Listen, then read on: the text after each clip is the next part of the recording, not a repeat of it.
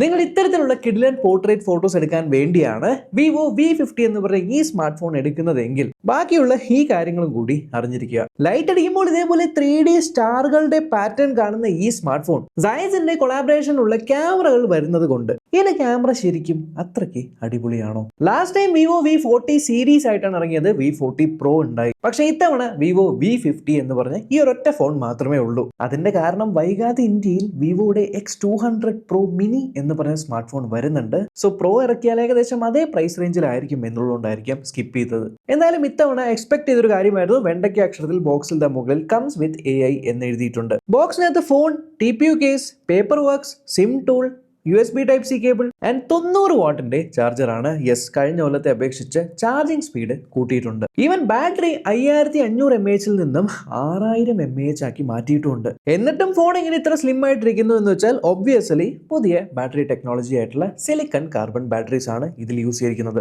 സൂക്ഷിച്ച് നോക്കിയാൽ മനസ്സിലാവും ഇതിന്റെ 4 സൈഡ്സും കർവ്ഡ് ആണ്. യെസ്, ഇതൊരു ക്വാഡ് കർവ്ഡ് ഡിസ്പ്ലേ ഉള്ള സ്മാർട്ട് ഫോൺ ആണ്. 6000 mAh ബാറ്ററി വരുന്ന ഏറ്റവും സ്ലിമ്മസ്റ്റ് ആയിട്ടുള്ള ഒരു ക്വാഡ് കർവ്ഡ് ഡിസ്പ്ലേ ഉള്ള ഫോൺ ആയിരിക്കും. ബിക്കോസ് കയ്യിൽ ഹോൾഡ് ചെയ്യുന്ന സമയത്തും ആ ഒരു സിമെട്രിക്കൽ ഫീൽ വരുന്നുണ്ട്. ബാക്ക് സൈഡും സൈഡ്സും ഗ്ലോസി ആണ്. സോ ഡെഫിനറ്റ്ലി നല്ലപോലെ ഫിംഗർ പ്രിന്റുകൾ, സ്മഡ്ജസ് ഒക്കെ ഇതിലാവാൻ സാധ്യതയുണ്ട്. സോ കൂടെ ബോക്സിൽ വരുന്ന കേസ് യൂസ് ചെയ്യാൻ ശ്രമിക്കുക. Camera module design last time പോലെ തന്നെ ആണെങ്കിലും ഇത്തവണ അവരുടെ ഓറ റിംഗിന്റെ സൈസ് കുറച്ചുകൂടി വലുതാക്കിയിട്ടുണ്ട്. സൈസിന്റെ കോട്ടിംഗ് ഉള്ള ലെൻസ്, സൈസിന്റെ ഫിൽറ്റേഴ്സ്, വിവോ ഫോണുകളിൽ ഫ്രണ്ടിൽ ഉപയോഗിച്ചിരിക്കുന്ന ഗ്ലാസിന്റെ പ്രൊട്ടക്ഷൻ ഏതാണ് എന്ന് പറയാറില്ല. പക്ഷെ ഇത്തവണ സ്കോട്ട് സെൻസേഷൻ ഡയമണ്ട് ഷീൽഡ് എന്ന് പറഞ്ഞ ഗ്ലാസ് ആണ് യൂസ് ചെയ്തിരിക്കുന്നതെന്ന് പറയുന്നു. എന്തായാലും ലാസ്റ്റ് ഇയർ കമ്പയർ ചെയ്യുമ്പോൾ ക്വാഡ് കർവ് ഡിസ്പ്ലേ ആയതുകൊണ്ട് തന്നെ മുന്നിൽ നിന്ന് നോക്കുമ്പോൾ സൈഡ്സിൽ ബെസൽസ് കുറച്ചുകൂടെ വിസിബിൾ ആണ്. ബട്ട് ഈക്വൽ ഷേപ്പിലുള്ള ബെസൽസ്, ഈക്വൽ സൈസിലുള്ള ബെസൽസ് ആണ് കാണുന്നത്. താഴെ നിങ്ങൾക്കൊരു സ്പീക്കർ ഗ്രില്ല് കാണാൻ പറ്റും. മുകളിലും ഒരു സ്പീക്കർ ഗ്രില്ല് പോലെ തോന്നുമെങ്കിലും അതല്ല സ്പീക്കർ ഗ്രില്ല്. ഈ കാണുന്ന ഇയർ പീസ് തന്നെയാണ് സ്പീക്കേഴ്സ് ആയിട്ട് യൂസ് ആവുന്നത്. സ്പീക്കേഴ്സിന്റെ സൗണ്ട് എങ്ങനെയുണ്ടെന്ന് കേട്ട് നോക്കാം.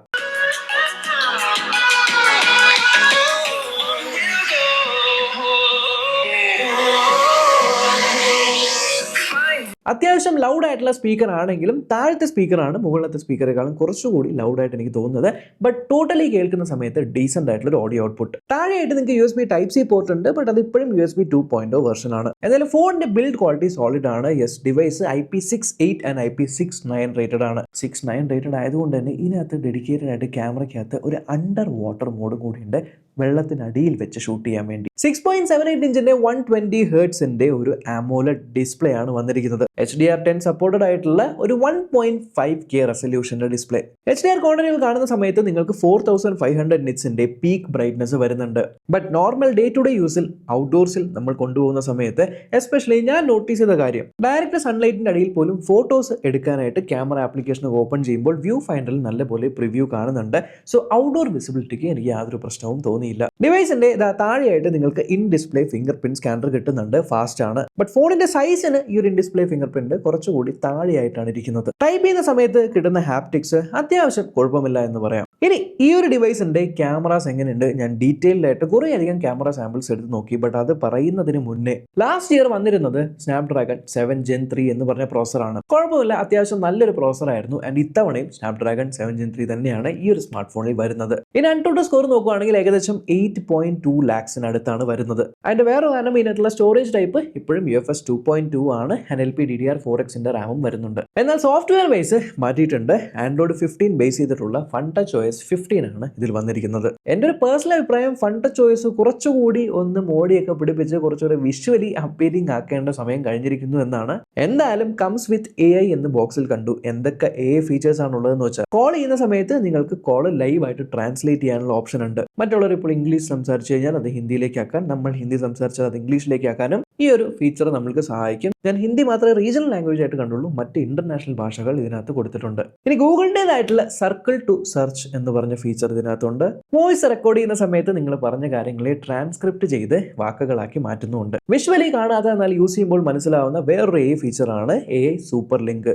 ബേസിക്കലി നിങ്ങൾ റേഞ്ച് കുറവുള്ള അല്ലെങ്കിൽ എലിവേറ്ററിലൊക്കെ പോകുന്ന സമയത്ത് കുറച്ചുകൂടി നല്ല റേഞ്ച് റിസപ്ഷൻ കിട്ടാൻ വേണ്ടിയുള്ള ഒരു ഫീച്ചറാണ്. കൂടാതെ ഗൂഗിളിന്റെ ജെമിനി അസിസ്റ്റന്റ് ആണ് ഇതിനകത്ത് വരുന്നത്. ആൻഡ് ഫോട്ടോസ് ആപ്പിനകത്ത് നിങ്ങൾക്ക് എന്തെങ്കിലും ഒബ്ജക്റ്റ് ഇറേസ് ചെയ്ത് കളയാൻ പറ്റുന്ന AI ഒബ്ജക്റ്റ് ഇറേസറും, ക്വാളിറ്റി കുറഞ്ഞ ഫോട്ടോയുടെ ക്വാളിറ്റി എൻഹാൻസ് ചെയ്യാൻ വേണ്ടിയിട്ടുള്ള AI ഫോട്ടോ എൻഹാൻസ് എന്ന് പറഞ്ഞ ഫീച്ചറും കൊടുത്തിട്ടുണ്ട്. But most of the AI features ഇതിനകത്ത് വർക്ക് ചെയ്യുന്നത് ക്ലൗഡ് ബേസ്ഡ് ആണ്. സോ നിങ്ങൾക്ക് ഇന്റർനെറ്റിന്റെ സഹായം വേണ്ടി വരും. ആൻഡ് ഈ പ്രോസസർ വെച്ച് നിങ്ങൾക്ക് ഗെയിമിംഗ് ചെയ്യാൻ പറ്റുമോ എന്ന് വെച്ചാൽ, നിങ്ങൾ BGMI കളിക്കുന്ന ഒരു വ്യക്തിയാണെങ്കിൽ നിങ്ങൾക്ക് HDR എക്സ്ട്രീം അഥവാ 60 FPS BGMI കളിക്കാനായിട്ട് പറ്റുന്നുണ്ട്.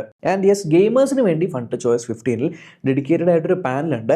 അതിനകത്ത് ഗെയിം ഇക്വലൈസർ എന്ന് പറഞ്ഞൊരു ഫീച്ചർ ഉണ്ട്. അതായത് ഗെയിം കളിക്കുമ്പോൾ നിങ്ങൾക്ക് ഇപ്പോൾ ഫുഡ് സ്റ്റെപ്സിന്റെ സൗണ്ട് മാത്രം കൂടുതൽ കേൾക്കണം, അല്ലെങ്കിൽ സംസാരത്തിന്റെ സൗണ്ട് മാത്രം കൂടുതൽ കേൾക്കണമെങ്കിൽ നമ്മൾക്ക് ഓരോന്നോരോന്നായി അഡ്ജസ്റ്റ് ചെയ്യാൻ പറ്റുന്ന ഒരു ഫീച്ചർ.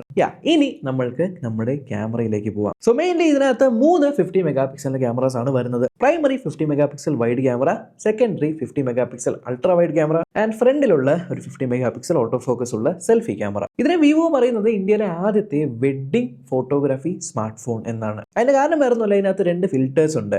ഒന്ന് പോർട്രേറ്റ് മോഡിനകത്ത് നിങ്ങൾക്കൊരു വെഡ്ഡിംഗ് ഫിൽറ്റർ ലഭിക്കുന്നുണ്ട്. സോ വെഡ്ഡിംഗ് ഒക്കെ എടുക്കുന്ന സമയത്ത് കുറച്ചുകൂടി AI ഉപയോഗിച്ച് അതിനെ ഒരു റോയൽ ലുക്ക് കൊണ്ടുവരാൻ വേണ്ടിയിട്ടുള്ള ഒരു ഫിൽറ്റർ. കൂടാതെ ക്യാമറ ഇന്റർഫേസിൽ നിന്ന് മുകളിലേക്ക് നിങ്ങൾ സ്വൈപ്പ് ചെയ്യുമ്പോൾ ഒരു ഫിലിം ക്യാമറ മോഡ്, അഥവാ പണ്ട് നമ്മൾ പേപ്പർ ഫിലിം ഇട്ടിട്ട് ഫോട്ടോ എടുത്ത് അപ്പോൾ തന്നെ പ്രിന്റ് ചെയ്ത് വരുന്ന ടൈപ്പ് ക്യാമറാസ് അല്ലേ, ആ ഒരു മോഡ് ഇതിനകത്തുണ്ട്. അതിനകത്തും ഒരു വെഡ്ഡിംഗ് ഫിൽറ്റർ കൊടുത്തിട്ടുണ്ട്. അതിൽ നിന്നും നിങ്ങൾക്ക് വെഡ്ഡിംഗ് ആ ഒരു രീതിക്കുള്ള ഫോട്ടോസ് എടുക്കാനായിട്ട് പറ്റും. എന്നാലും ഫോൺ ഞാൻ ഉപയോഗിച്ച് തുടങ്ങിയിട്ട് പിന്നെ ഞാൻ വെഡ്ഡിംഗ് ഒന്നും അറ്റൻഡ് ചെയ്തിട്ടുണ്ടായില്ല എന്നുള്ളതുകൊണ്ട് ഞാൻ വേണമെങ്കിൽ ഇന്റർനെറ്റിലുള്ള കുറച്ച് ഈ ഫോണിൽ നിന്ന് എടുത്ത ഫോട്ടോ സാമ്പിൾസ് ഓഫ് വെഡ്ഡിങ്സ് ഞാൻ കാണിച്ചു തരാം. എന്തായാലും നമ്മുടെ പ്രൈമറി ഫോക്കസ് നോർമലി ഇതിന് ഫോട്ടോസ് എടുക്കുമ്പോൾ എങ്ങനെയുണ്ട്, ഞാൻ ഔട്ട്ഡോർ കണ്ടീഷൻസിൽ പ്രൈമറി വൈഡ് ക്യാമറയിൽ എടുത്തിരിക്കുന്ന ഫോട്ടോസ് നിങ്ങൾക്ക് ഓരോന്നായി കാണിച്ചു തരാം. എനിക്ക് ഫീൽ ചെയ്തത് ഫോട്ടോസ് നല്ല പഞ്ചിയാണ്, നല്ല ബ്രൈറ്റ് ആണ്, വിവിഡ് ആണ്. ഡയറക്റ്റ് നിങ്ങൾക്ക് സോഷ്യൽ മീഡിയയിൽ പോസ്റ്റ് ചെയ്യാൻ പറ്റുന്ന സോഷ്യൽ മീഡിയ റെഡി ഫോട്ടോസ് ആയിട്ടാണ് എനിക്ക് തോന്നിയത്. ആൻഡ് HDR നല്ലപോലെ ഫോട്ടോസിൽ കൺട്രോൾ ചെയ്യുന്നുണ്ട്. പക്ഷേ ഈ ഫോൺ നോർമലി ഉള്ള ക്യാമറ വെച്ച് ഫോട്ടോ എടുക്കാൻ വേണ്ടിയല്ല ആൾക്കാർ മേടിക്കുന്നത്. പ്രൈമറി ആയിട്ടും ഇതിനകത്തുള്ള സയസിന്റെ മൾട്ടി ഫോക്കൽ പോർട്രേറ്റ് മോഡുകൾക്ക് വേണ്ടിയാണ്. ഇതിനകത്ത് 7 സയസ് മൾട്ടി ഫോക്കൽ പോർട്രേറ്റ് മോഡുകൾ ഉണ്ട്. ഞാൻ നിങ്ങൾക്ക് 7 മോഡുകളും ഇവിടെ കാണിച്ചു തരാം. അതിനകത്ത് ഓരോന്നിന്റെയും വ്യത്യാസങ്ങൾ നിങ്ങൾക്ക് അതിന്റെ ബൊക്കയിലുള്ള വ്യത്യാസങ്ങളൊക്കെ കണ്ട് മനസ്സിലാക്കാവുന്നതാണ്. ഇതിനകത്ത് നിങ്ങൾക്ക് 23 മില്ലിമീറ്ററിലും 35 മില്ലിമീറ്ററിലും 50 മില്ലിമീറ്ററിലും ഫോട്ടോസ് എടുക്കാൻ പറ്റും.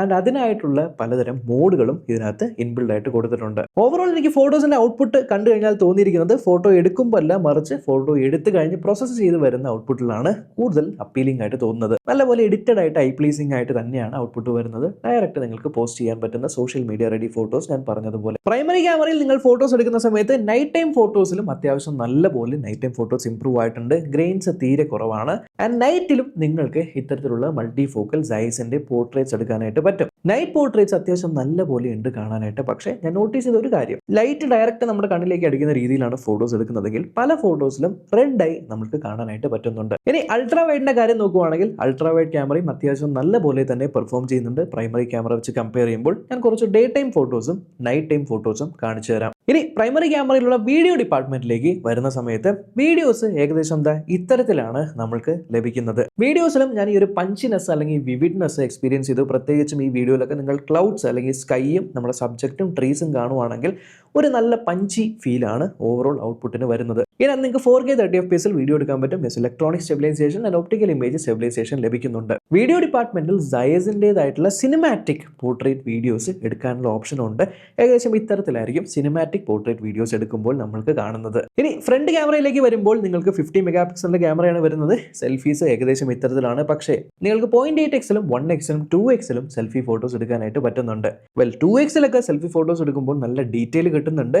നൈറ്റ് ടൈമിൽ പോലും ഇത്തരത്തിൽ ഉള്ള ഫോട്ടോസ് എടുക്കുകയാണെങ്കിൽ അതിൽ കൃത്യമായിട്ട് കാണാം. ഐ ഡോണ്ട് നോ ഇങ്ങനെയൊക്കെ ആരെങ്കിലും ഫോട്ടോ എടുക്കുമെന്ന്, ബട്ട് എടുക്കാം. ഈവൻ ഫ്രണ്ടിലുള്ള ക്യാമറയിൽ നിങ്ങൾക്ക് പോർട്രേറ്റ് എഫക്റ്റ് അല്ലെങ്കിൽ പോർട്രേറ്റ് മോഡുകൾ ലഭിക്കുന്നുണ്ട്. ഫ്രണ്ടിൽ സെൽഫി വീഡിയോസ് എടുക്കുന്ന സമയത്ത് നിങ്ങൾക്ക് 4K 30 FPS എടുക്കാനായിട്ട് പറ്റുന്നുണ്ട്. എക്സ്ട്രാ സ്റ്റെബിലൈസേഷൻ മോഡ് നിങ്ങൾ ഓൺ ആക്കുകയാണെങ്കിലാണ് നടന്നുകൊണ്ടൊക്കെ വ്ലോഗ് എടുക്കുമ്പോൾ ആ ഒരു സ്റ്റെബിലിറ്റി വരുന്നത്. ആൻഡ് ഇത്തരത്തിലാണ് അതിന്റെ ഒരു വീഡിയോ ഔട്ട്പുട്ട് ക്വാളിറ്റി. ഈ ഫീച്ചേഴ്സ് എല്ലാം അടങ്ങുന്ന ഈ ഒരു സ്മാർട്ട് ഫോൺ നിങ്ങൾക്ക് 3 കളർ വേരിയൻസി വരുന്നുണ്ട്. ആൻഡ് അതിൽ എനിക്ക് ഇഷ്ടപ്പെട്ട കളർ വേരിയന്റ് ഈ ഒരു സ്റ്റാറി നൈറ്റ് എന്ന് പറയുന്നത് തന്നെയാണ്. ഇത് ശരിക്കും ഒരു പോയിന്റ് സോഴ്സ് ലൈറ്റിന് ഓപ്പോസിറ്റ് വെച്ച് നിങ്ങൾ നോക്കുവാണെങ്കിൽ ആ ഒരു 3D ഫീൽ കാണാം. ക്യാമറയിൽ എത്രത്തോളം വിസിബിൾ ആണെന്ന് അറിയില്ല, ബട്ട് നേരിട്ട് കാണുന്ന സമയത്ത് ആ ഒരു അംബോ എന്ന് പറഞ്ഞൊരു വോ ഫാക്ടർ ഇതിനകത്തുണ്ട്. എന്നാലും 8 GB റാം 120 GB വേരിയന്റ് വരുന്നത് 34,999 റുപ്പീസിനാണ്. 8 GB റാം 256 GB വരുന്നത് 36,999, 12 GB റാം 512 GB വേരിയന്റ് വരുന്നത് 40,999 റുപ്പീസിനുമാണ്. ആൻഡ് ഈ കാണിക്കുന്ന ഓഫേഴ്സ് എല്ലാം ഈ ഒരു ഡിവൈസിൽ നമ്മൾക്ക് ലഭിക്കുന്നുണ്ട്. സോ ഓവറോൾ എന്നോട് നിങ്ങൾ ചോദിക്കുവാണെങ്കിൽ യെസ്, വിവോ V40 ആണ് നിങ്ങൾ യൂസ് ചെയ്യുന്നതെങ്കിൽ V40യിൽ നിന്നും V50യിലേക്ക് വരുവാണെങ്കിൽ മൈനർ ആയിട്ടുള്ള ഇംപ്രൂവ്മെന്റ്സ് ആണ് ഇവർ വരുത്തിയിരിക്കുന്നത്. എസ്പെഷ്യലി ബാറ്ററിയുടെ കപ്പാസിറ്റി കൂട്ടുക, ഫാസ്റ്റ് ചാർജിങ്ങിൻ്റെ കപ്പാസിറ്റി കൂട്ടുക, കുറച്ചുകൂടെ പ്രീമിയം ആയിട്ടുള്ള ഒരു ബിൽഡ്, അതേപോലെ തന്നെ ക്വാഡ് കർവ്ഡ് ഡിസ്പ്ലേ കൊണ്ടുവരിക എന്നിങ്ങനത്തെ കാര്യങ്ങളൊക്കെയാണ് ഇതിനകത്തുള്ളത്. ബട്ട് അഗൈൻ ക്യാമറ വൈസ് നിങ്ങൾക്ക് സൈസിൻ്റെ ആ ഒരു കോട്ടിങ്ങും സൈസിൻ്റെ ടൈപ്പ് ഓഫ് പോർട്രേറ്റ്സ്, അതായത് മൾട്ടി ഫോക്കൽ പലതരം ബൊക്കേസും കാര്യങ്ങളൊക്കെ എക്സ്പ്ലോർ ചെയ്യാൻ വേണ്ടിയിട്ടുള്ള ഒരു ക്യാമറ അല്ലെങ്കിൽ ഫോട്ടോ സെൻട്രിക് ആയിട്ടുള്ള ഫോൺ നിങ്ങൾ ഈ ഒരു പ്രൈസിൽ നോക്കുന്നുണ്ടെങ്കിൽ ഡെഫിനറ്റ്ലി ഈ ഒരു ഫോൺ കൺസിഡർ ചെയ്യാവുന്നതാണ്. അപ്പോൾ അത്രയേ ഉള്ളൂ ഈ ഒരു വീഡിയോ. നിങ്ങൾക്ക് എന്താണ് ഈ ഡിവൈസിനെ പറ്റി തോന്നിയെന്ന് കമൻറ്റ് ചെയ്യുക. ചാനൽ ആദ്യമായിട്ടാണ് കാണുന്നതെങ്കിൽ സബ്സ്ക്രൈബ് ചെയ്യാനും തുറച്ചുള്ള ബെല്ലൈക്കൻ ക്ലിക്ക് ചെയ്ത് ഓൾ നോട്ടിഫിക്കേഷൻ എനേബിൾ ചെയ്യാൻ മറക്കണ്ട. നമ്മൾക്ക് ഇനി അടുത്ത വീഡിയോ കാണാം. ബൈ.